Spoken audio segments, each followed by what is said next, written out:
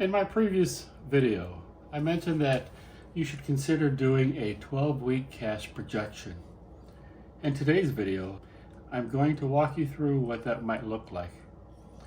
So if you're ready, let's begin.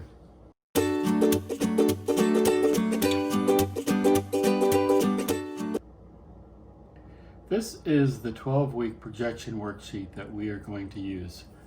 Let me explain some of the major sections. Each column represents a week of time in the future. We are going to make projections for this 12-week period. The top row will show you your cash levels at the beginning of each week. The next section shows you revenue levels and addresses possible time delays between your sales and cash receipts. The next section is where you project out your normal overhead expenses, such as rent, labor, advertising, and so forth. This bottom section is where we calculate the cash impact to inventory being sold and new inventory being purchased. Now that you have the lay of the land, let's get busy. First, we need to zero out the sample data. Then we can start to fill in our own data.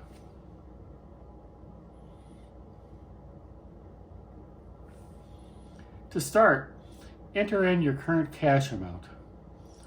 As you start to populate the fields, a lot of the numbers are going to change elsewhere in the worksheet, but don't worry about that yet. After the current cash amount, then we need to put in what we think the sales will be for each of the next 12 weeks.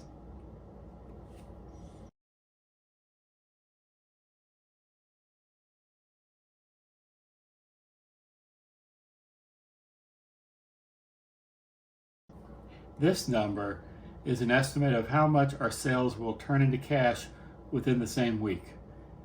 If you mainly make credit card sales or cash sales, this percentage will be pretty high, perhaps around 80 or 90%. If you tend to sell a lot of products on credit, giving your customers 15 or 30 days to pay, then this number will be a lot lower. For now, let's start with 80%. On the labor line, we enter how much our weekly payroll will be. If your payroll is bi-weekly, then you would just enter your number on every other column. Just make sure that this represents your payroll pattern. Rent is usually paid monthly, so depending on where you are in your cycle, start entering in your monthly rent payment, then move over 4 weeks and enter the next, and so forth. Right now, my formula assumes that it will be in weeks 1, 5, and 9. You can change this to meet your needs. Utilities often follow the same pattern, so do the same thing, but for the amount of your normal utility rates. Supplies is a calculation based on your sales level. If sales go up, it assumes that your need for supplies will also go up.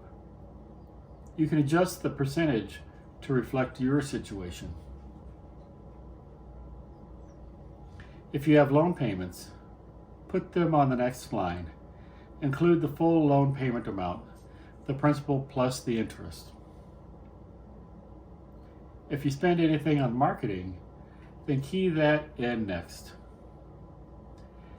If it's a few $100s per week, go ahead and key that in.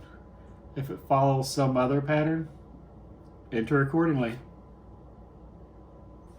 The next couple of lines allow for other types of expenses that you may have.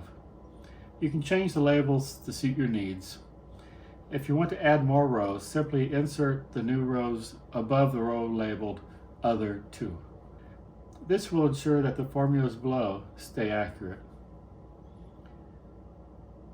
Now, you need to enter the value of your inventory at the beginning of this first week.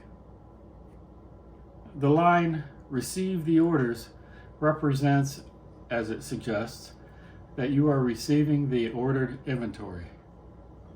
The formulas assume that you are receiving the new inventory the week after you place the order.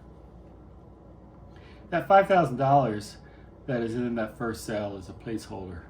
It represents inventory you ordered the week before this 12-week period. If that number doesn't match what you really ordered, just go ahead and put in the appropriate number. The line inventory used up is a calculation based on your sales number and the percentage shown off to the side. That percentage is taken from the cost of goods sold divided by your sales. When you update the percentage, the value of your inventory used up each week will adjust.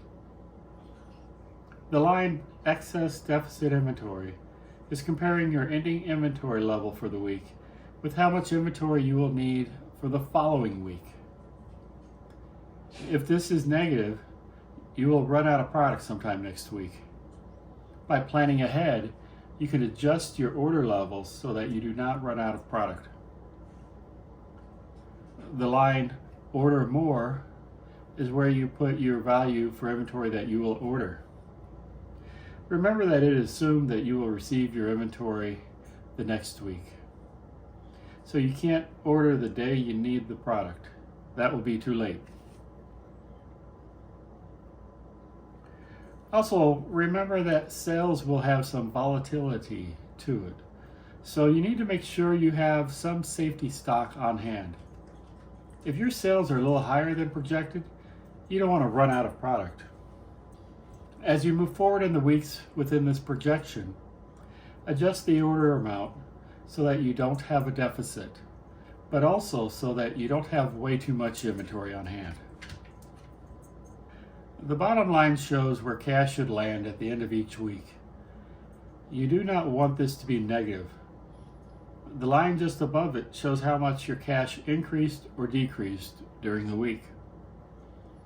Once you have all the numbers filled in, I recommend that you play around with the numbers. Do some what ifs. If your sales are a little higher, what happens? If the sales are a little lower, what happens then? Well, that's all there is to this. So how often should you do this exercise? I suggest that you do it at least every couple of weeks until you get a feel for it.